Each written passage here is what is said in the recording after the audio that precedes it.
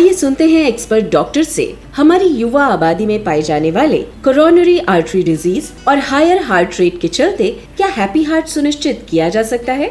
आज हमारे साथ हैं doctor Amit Gupta, DM cardiologist from olive heart care and diagnostics, Mohali. Doctor, क्या हाल ही में युवा रोगियों में उच्च रक्तचाप और दिल के दौरे की घटनाओं में वृद्धि हुई है? यदि हाँ, तो इसके पीछे क्या कारण हो सकते हैं? ये इंसिडेंट्स डेफिनेट बढ़े हैं। अभी रिसेंटली पेपर में भी हम लोग काफी देख रहे हैं ये चीज कि हार्ट अटैक यंग एज में अचानक से बहुत कॉमन हो गया है। बिल्कुल नॉर्मल लोग without any warning signs, without any symptoms, they are having sudden cardiac arrest. और इस चीज को एनालाइज भी किया जा रहा है। ACMR ने भी रिपोर्ट पब्लिश करी है अपनी। एक तो कोविड वायरस का रोल डेफिनेटली आ रहा है कि जो लोग भी कोविड वायरस से अफेक्ट हुए हैं, चाहे इन्फेक्शन सीवियर था या माइल्ड था, तब भी उन लोगों के जो एंडोथेलियम होती है, जो हार्ट वेसल की लाइनिंग होती है, वो खराब हुई है और क्लॉटिंग टेंडेंसी बढ़ गई है। अचानक से क्लॉट बनने की क्षमता बढ़ गई है। इसके अलावा बढ़ता हुआ पोल्यूशन, 25% हार्ट अटैक इस वक्त बढ़ते हुए पोल्यूशन की वजह से हो रहे हैं, both air, water, land, all pollution.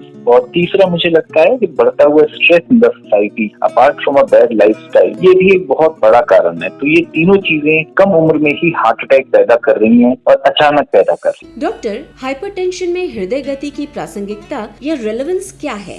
Heart rate एक ऐसी चीज है कि अगर आपका ब्लड प्रेशर बढ़ता है तो नॉर्मली बॉडी आपकी हार्ट रेट स्लो करती है, ये नॉर्मल रिस्पॉन्स होता है। लेकिन कई लोगों में ये देखा गया है कि हार्ट रेट बढ़ रहा है, और ऐसे लोगों में जब ब्लड प्रेशर बढ़ता है तो इसका एक बड़ा कारण स्ट्रेस को माना जाता है कि ये स्ट्रेस इंड्यूस्ड हाइपरटेंशन हो सकती है। इसके अलावा कई ऐसी बीमारियां हैं जिनमें आपको प्रॉब्लम्स जैसे कि थायराइड की प्रॉब्लम्स या ग्लैंड्स की प्रॉब्लम्स हो सकती है, या हार्ट की और दूसरे इश्यूज हो सकते हैं। जैसे कई बार ये भी देखा गया है कि आपके हार्ट की नसों में ब्लॉकेजेस होते हैं और उस कंडीशन में आपका ब्लड प्रेशर शूट अप कर जाता है और धड़कन भी बढ़ जाती है। तो जब भी आपको हाइपरटेंशन के केस में धड़कन ज्यादा मिलती है तो हम एडिशनल फैक्टर्स को जरूर चेक करना चाहते हैं, जो कि धड़कन और बीपी साथ में बढ़ा सकते हैं। इसको जब भी ऐसा हो तो प्लीज अपने डॉक्टर से जरूर मिलें उस चीज के लिए और उसका प्रॉपर ट्रीटमेंट लें। डॉक्टर, दवाओं के साथ साथ रोगी को क्या सावधानियां बरतनी चाहिए? देखिए, मेडिसिन एक तो टाइमली लेना और सही मेडिसिन लेना, सही देखना कि आपके पर्चे में कौन सी दवाई लिखी है। जैसे कि हम लोग कंप्यूटराइज प्रिस्क्रिप्शन देते हैं जिसमें सॉल्ट भी लिखा होता है और ब्रांड नेम भी लिखा होता है, तो सही सॉल्ट जाना चाहिए आपके अंदर, सही डोज में जाना चाहिए आपके अंदर, ये इम्पोर्टेंट है। दूसरा आता है कॉम्प्लायंस, यानी आप नियमित रूप से अपनी दवाई बराबर लें बिना गैप्स के। दूसरी एक इम्पोर्टेंट चीज की इन दवाइयों की मॉनिटरिंग बड़ी जरूरी होती है कि उसके साथ में कई बार आपको डॉक्टरी परामर्श लेना होता है और अपने कुछ रेलेवेंट टेस्ट कराने होते हैं, जिसके बेसिस पे ये दवाइयां रोकी भी जाती हैं और इनकी डोज भी चेंज की जाती है। तो जो अक्सर हम छोड़ देते हैं और सालों साल हम वही दवाई खाते हैं बिना चेक कराए, तो ये बिल्कुल गलत प्रथा है। अपने